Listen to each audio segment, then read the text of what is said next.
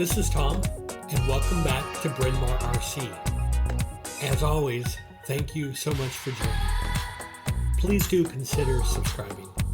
This week we continue the work on the TRX4 chassis kit, and we're focusing on final chassis work as well as some bumper modifications that are free to increase approach and departure angle. So sit back, relax, and enjoy this week's video.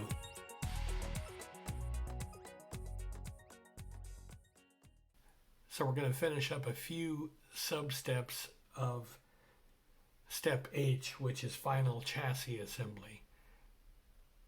Now, a few of those steps we won't do, specifically the body mounts. I'm not going to put the body mounts on yet until I do a little bit more investigation as to where, as to what height I need in the front and the back. So this will come later when the body is near done.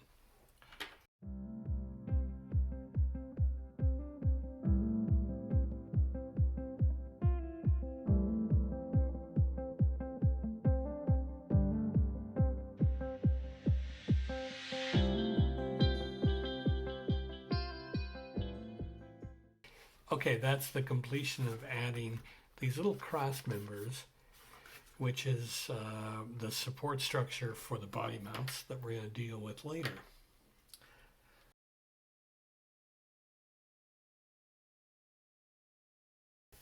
I am going to perform an easy, free modification to the TRX4 that will increase my approach and departure angle. And I can throw up here in the upper right or the lower left a little discussion about approach or departure angle.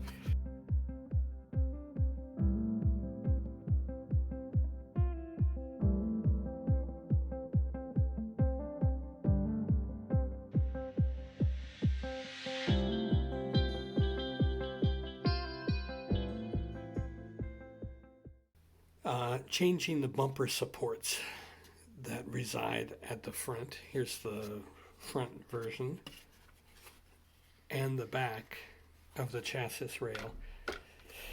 And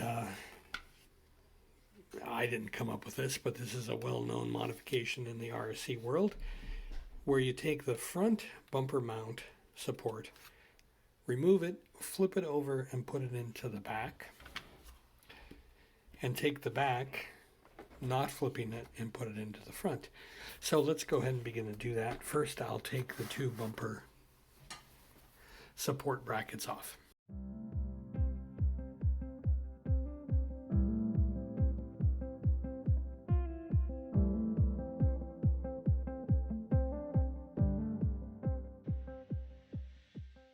Okay, there, finally, we have the 4 screws loosened and the ability to remove the front and the rear bumper support.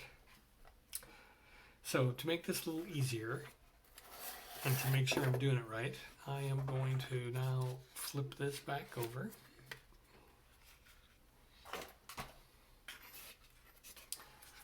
Oh, this thing is getting heavy.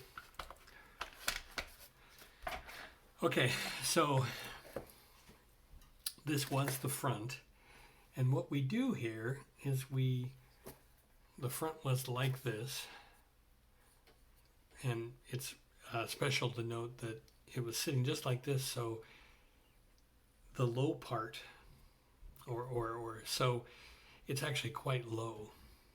So it can be this way, this is low, or it could be this way, and this is a little higher. So it was on the front like this. We take it and flip it over, put it in the back. And then we take the back bumper support and just put it on the front. We see in this picture the trimming that is required of the bumper support when we take the support from the rear. The way the chassis rails sweep up actually gets in the way of how this bumper support is made. It came from the rear, and in the rear the chassis is pretty straight, but in the front it starts low and sweeps up towards the steering servo. So this is where the trimming must take place. Second picture here, just the same thing, underneath of that support being moved to the front. Third picture here, again, all in the front and just showing where some of the trimming is required.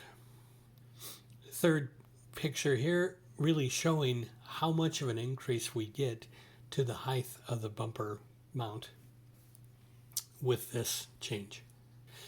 And front again, here is truly a good view on how that bumper mount sweeps up, thus giving us a better approach angle. We've come to the end of another video here at Bryn Mawr RC. This is Tom, and as always, I thank you for joining. Stay safe, be well, and come back next week for more Bryn Mawr RC. Thank you. Bye.